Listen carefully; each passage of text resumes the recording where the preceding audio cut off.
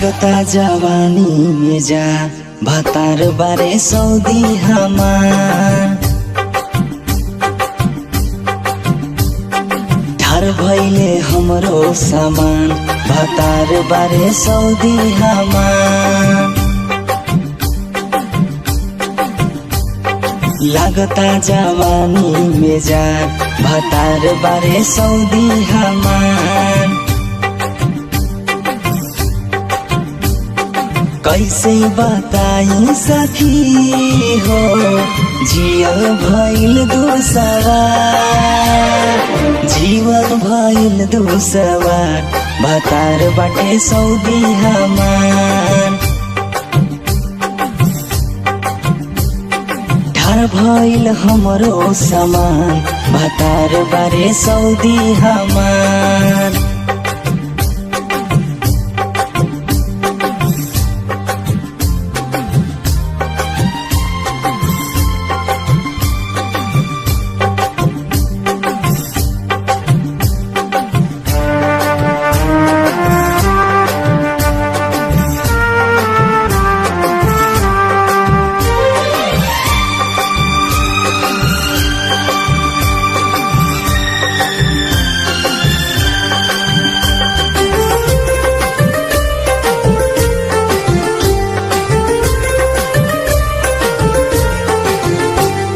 सखी रे सैया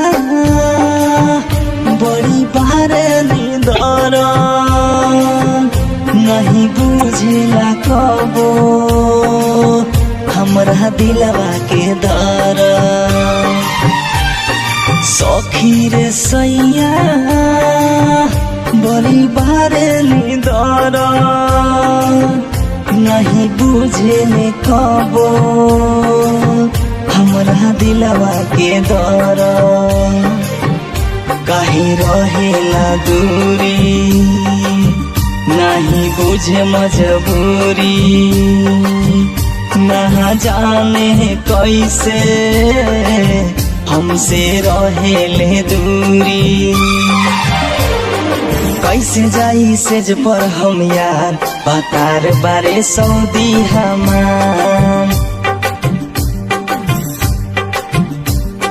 ठार भइल हमरो सामान भतार बारे सऊदी हमार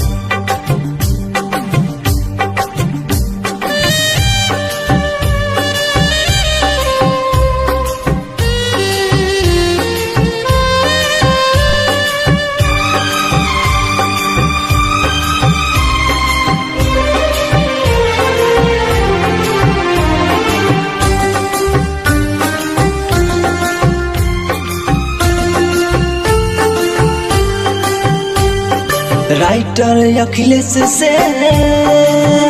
हम काती बताई आस हमके धरा के छोड़ दिले अकेले राइटर अखिलेश से हम काती बताई आस हमके धरा के छोड़ दिहले अकेले आजा टुन टुन सावरिया